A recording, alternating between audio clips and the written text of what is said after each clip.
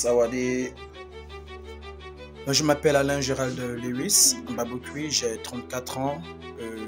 Je suis de nationalité gabonaise. Actuellement, je réside au Gabon et je fais du Muay Thai. Je suis titulaire d'un Kan qui est l'équivalent d'une Dan selon les arts martiaux classiques que l'on a ici au Gabon.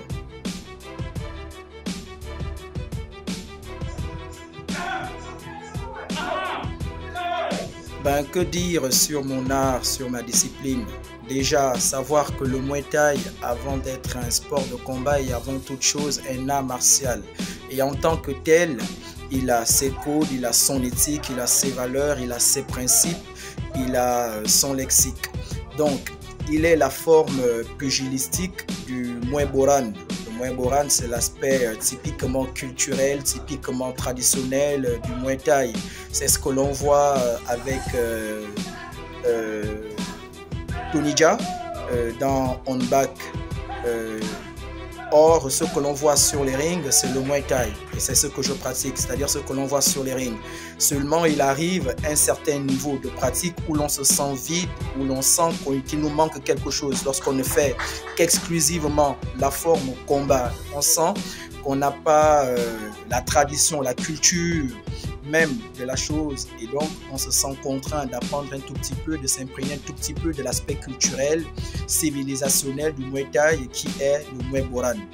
Et la forme que nous pratiquons aujourd'hui et qui est la plus répandue dans le monde, c'est-à-dire le Muay Thai, a été revu et codifié dans les années 30, dans les années 1930 avec le roi, parce qu'il fallait moderniser, il fallait attirer le maximum de monde à la pratique du Muay Thai et à la connaissance, à la découverte du royaume de Siam, du royaume de Thaïlande, découvrir sa culture, son peuple, etc.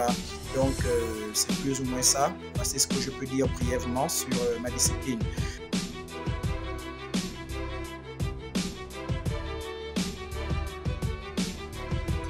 Le Muay Thai, je le pratique depuis 2012-2013, ce qui me fait pratiquement 9 à 10 ans que je le fais.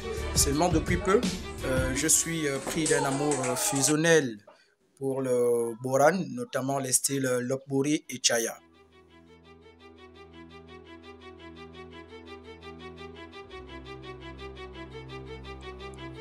Alors l'idée de fonder et de créer le Nak Muay n'est qu'une continuité de ce que je suis sur le plan intellectuel, sur le plan spirituel, sur le plan culturel et humainement aussi. Je suis de formation théologienne et donc je suis dans la transmission, dans la formation et dans l'éducation. Et le Nak Muay, comme projet martial, s'inscrit dans cet ordre-là, c'est-à-dire dans l'éducation, dans la formation. C'est un projet pédagogique que j'ai pensé quand j'étais encore étudiant et que j'apprenais encore le Muay Thai. Je me suis dit, tiens, vu qu'il n'y a pas de Muay Thai dans mon pays, ça j'en étais conscient, je me suis dit qu'il fallait que je pratique sérieusement cette discipline-là, que j'essaie de la maîtriser, que j'essaie de la connaître pour l'importer chez moi, pour partager ses valeurs, à savoir ses vertus, l'intégrité, l'honneur, la dignité, la personnalité. Parce que lorsqu'on entre un tout petit peu dans l'histoire du Muay Thai et que l'on voit ce que le Muay Thai a fait du peuple thaïlandais, eh ben, ce serait bien pour moi de voir le Muay Thai apporter la même chose au peuple gabonais. Ce n'est pas parce que c'est un art martial qui n'a pas de valeur, qui n'a pas de principe, qui ne peut pas participer à l'édification d'une nation digne de son nom. Donc c'est une idée qui me vient de ce que je suis sur le plan intellectuel, spirituel, etc. Merci.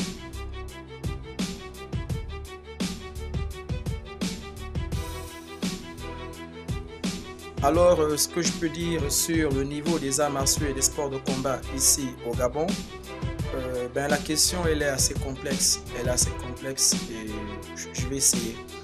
Mais avant, je voudrais signifier et rappeler que moi, mon opinion, elle est subjective, elle est relative, elle est purement personnelle, elle est individuelle. Je n'aurais pas l'outrecuidance de dire que okay, ce que je pense est le plus vrai et la vérité absolue.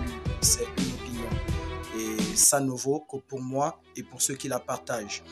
Alors, pour ce qui est du niveau des arts martiaux au Gabon et des sports de combat, ma toute petite expérience et modeste expérience me force à reconnaître que les gars ici ont les aptitudes, les compétences et les qualités de bien faire, d'être de grands champions, d'être sous les projecteurs comme des Ngannou, etc. Seulement, il se pose un certain nombre de problèmes, à savoir institutionnels et autres. Sur le plan institutionnel, il faut dire que l'État, nos dirigeants n'investissent pas assez sur les pratiquants. Hein. Pourtant, sur le plan sportif, ce sont eux qui le plus rapportent des titres. Ils sont ceux qui le plus font honneur au pays. Il est rare, vraiment rare, de voir un Gabonais participer à une compétition martiale, à un événement martial, sans qu'il ne rapporte quelque chose, même une simple médaille d'argent, etc. Il rapporte toujours des prix, en général.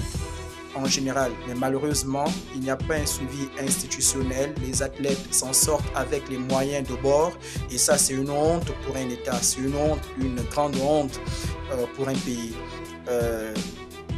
Outre cet aspect institutionnel, je vais dire, l'autre problème qu'il se pose aussi, c'est que j'ai rarement rencontré des maîtres, des coachs, des instructeurs qui s'attellent à la transmission des valeurs, des disciplines qu'ils pratiquent, des disciplines dont ils transmettent les techniques martiales. C'est-à-dire qu'on est très concentré ici sur l'aspect purement physique, frapper. Qu'est-ce que j'ai remarqué? C'est relatif comme j'ai dit. Plutôt que de transmettre aussi l'aspect typiquement intellectuel, mental, spirituel, pédagogique. Ce qui fait qu'on se retrouve comme ça avec des élèves qui frappent bien, qui frappent fort, qui sont techniques, mais qui n'ont rien dans la tête. Qui n'ont rien dans la tête de ce qu'ils pratiquent. Et vraiment, c'est l'une des causes de notre, je ne vais pas dire échec, c'est l'une des causes qui font qu'on ne puisse pas être au niveau des autres. On a un réel problème d'ordre psychologique, d'ordre mental, d'ordre intellectuel. Et il faut causer un déclic là dans la tête pour que l'on puisse se hisser comme le sont les autres, pour que l'on puisse avoir ici au Gabon des repères martiaux tels que Ngannou, comme les autres les ont. Il faudrait qu'il ait un déclic, que l'on ne se contente pas de transmettre des coups de poing, mais que l'on transmette aussi les valeurs qui vont avec les coups que l'on enseigne. Donc, globalement comme ça, le niveau au Gabon, si ce n'est que sur le plan pratique, ça va, les gars ont des compétences, ils ont des aptitudes, mais il y a des manquements. Et ces manquements-là, il faut chercher à les résoudre, il faut chercher à les combler, il faut chercher à les pallier, il faut chercher des solutions pour résoudre ces problèmes.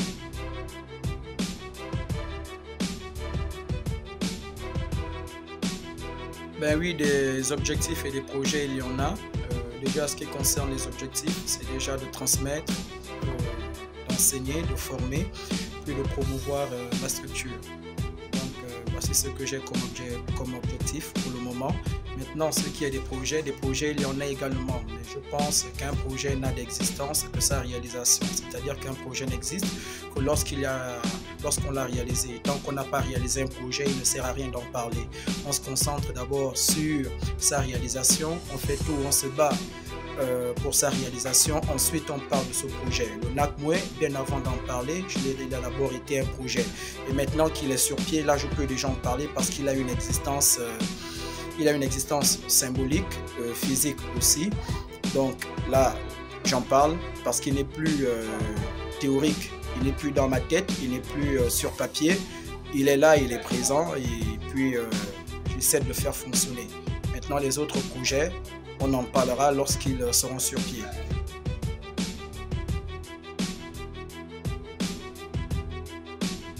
Le message que je voudrais faire passer aux internautes, c'est déjà leur dire, pour ceux qui ne pratiquent pas, ceux qui ne font aucun sport, c'est que le sport, il est vital. Le sport, il est vital. On a une mauvaise hygiène de vie, on a un mauvais mode de vie. Notre vie ici au Gabon, de ce que j'ai remarqué, d'ailleurs les choses étaient comme ça quand je les avais laissées. Le Gabonais, c'est les alcools, c'est le sexe, c'est dormir, c'est manger, c'est aller au boulot et puis il regarde son ventre pousser, il se voit prendre du poids, puis on se pose des questions, pourquoi on a des AVC par-ci, pourquoi on a des crises cardiaques par-là, pourquoi l'espérance de vie au Gabon considérablement en baisse. Aujourd'hui, l'espérance de vie ici, je pense bien, c'est de 63, 64 ans pour les hommes, 65, 66 ans pour les femmes. Je pense bien que c'est ça, d'après le recensement de 2013, si je ne me trompe pas. Donc, il faut avoir une culture de vie, une hygiène de vie. Et le sport, il est vital. Lorsqu'on est malade, nombreux sont ces médecins-là qui nous prescrivent une activité physique, soit la marche, soit faire un peu de footing, peu importe lequel des sports. Ici, on va revenir à ce qui est des arts martiaux et des sports de combat. Il est important de savoir se défendre. Il y a énormément de violence aujourd'hui dehors. On ne dit pas et on ne prétend pas que les arts martiaux vont empêcher un agresseur de nous agresser. Néanmoins, on peut limiter les dégâts. On peut préserver notre vie. On peut préserver la vie de nos proches, la vie des personnes faibles. Il y a énormément d'insécurité aujourd'hui. Donc, soyons des personnes, des hommes et des femmes responsables. Faisons du sport, apprenons un art martial, apprenons à nous défendre. C'est pour défendre notre vie.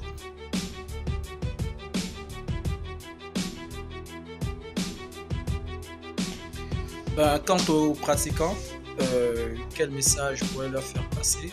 Je vais parler aux plus jeunes. Je m'adresse aux plus jeunes, c'est leur demander d'être discipliné. Quelqu'un qui fait les arts martiaux n'est pas une personne indisciplinée. On ne vit pas dans le désordre. On est quelqu'un d'ordonné, on est quelqu'un de structuré, on est quelqu'un de respectueux.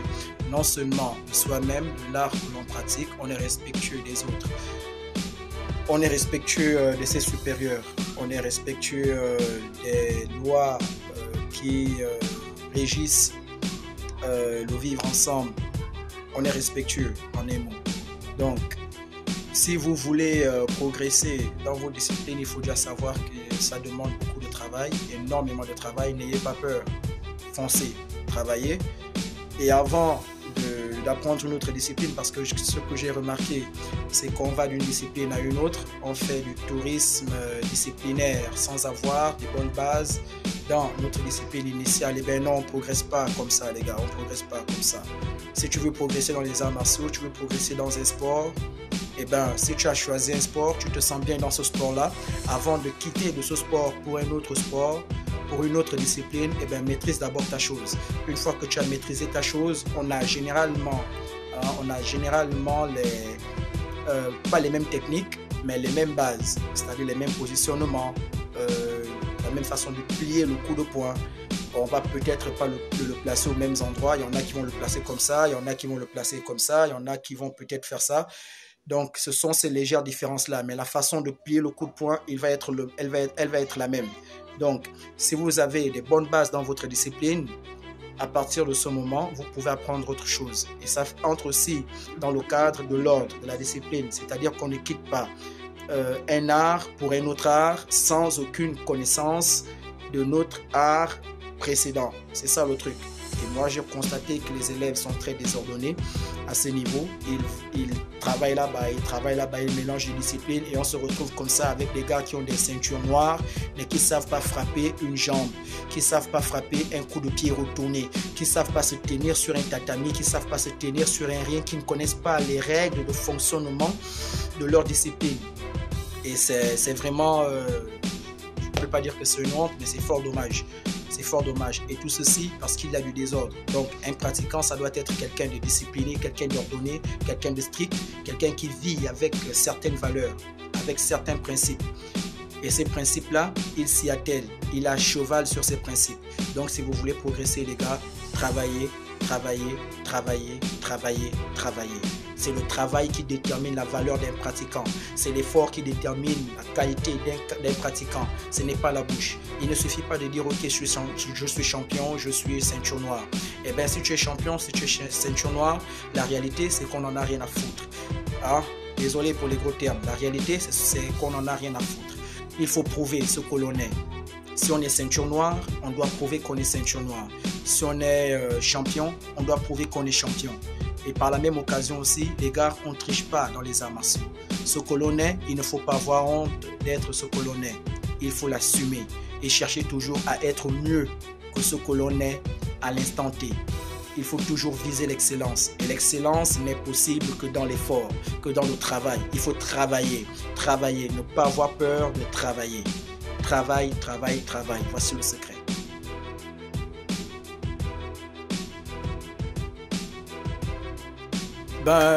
Mon mot de fin, déjà remercier l'équipe de Kabao Martial Arts de m'avoir accordé cette interview. Et puis remercier les internautes qui vont la regarder et remercier les personnes qui nous soutiennent, c'est-à-dire qui soutiennent le Nakmwe. Ceux qui nous suivent sur TikTok, sur Facebook, sur Instagram, ceux qui se déplacent, qui viennent s'inscrire à notre salle.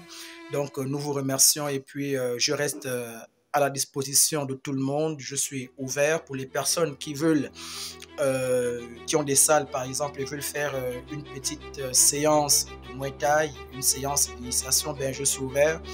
Je suis entièrement ouvert et ça demande 0 francs. Ça demande juste un coup de fil, on cale le jour et on le fait dans un esprit martial. Merci, merci. Chokdi, Sawadi.